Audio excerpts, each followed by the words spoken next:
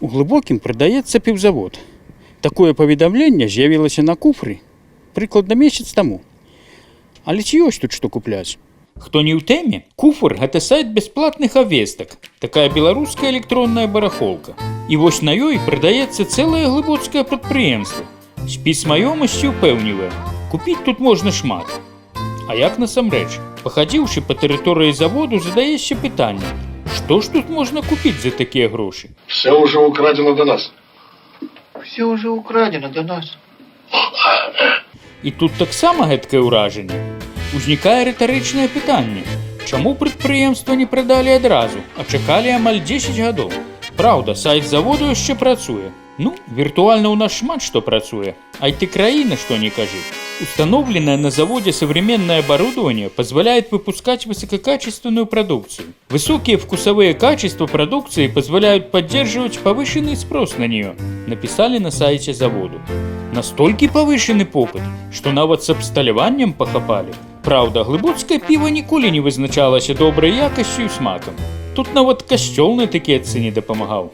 Некалі гадоў 20 таму завод пагражаў падаць у суд на газету «Вольная глубокая» за артыкул пра дрэнную якасць глыбоцкага піва. Раней у гэтым будынку была крама райспажыўсаюза. І калі канфлікт з заводам быў уладжаны, мы зайшлі сюды з галоўным рэдактарам «Вольна глубока» Владзімірам Скарбатуном і папрасілі даць нам глыбоцкае піва. А прадавачка нам сказала: «Вы што, мальцы, са Слабодкі ўцяклі?» Слабодка – это мястэчка на Браслаўшчыне, дзе працуе знакамітая ў нашым рэгіёне псіхіятрычная лякарня. Пра яе мы распавядзём пазней. Яшчэ ў сеціве можна знайсці звесткі пра тое, што глыбоцкі бровар выпускаў антыстрэсавы напой «Грааль», які повышал тонус иммунной системы всего организма за счет содержащихся в нем компонентов 24 лечебных трав и веществ. Напэўна, для гэта і баршчэўнік тут завялі. У якой яшчэ расліны жыццёвая сіла большая? Пахадзіўшы па тэрыторыі бровару, а яна даволі вялікая, людзей мы там не сустрэлі. Тэрыторыю ахоўваў толькі вуш, які злосна зашипеў на нас, што парушылі ягоны пакой. А можа, это быў сам ідэолаг прадпрыемства? Першыя таргі ў продажы заводу адбыліся 5 красавіка.